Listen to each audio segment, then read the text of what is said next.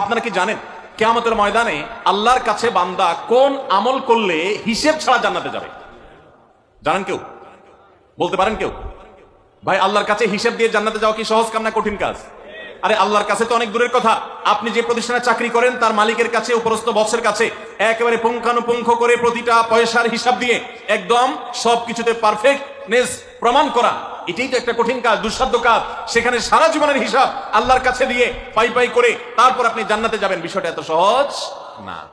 তাহলে হিসেব ছাড়া আল্লাহ তাআলা এমনিতেই বলবেন হিসাব টিসাব নাই, তোমাকে এমনি জান্নাতে দিলাম, এটা চান আপনারা? দেখুন কোরআনে কারীম আল্লাহ তাআলা বলছেন ইন্নামা ইউওয়াফাস সাবিরুনা আজরাহুম বিগাইরি হিসাব।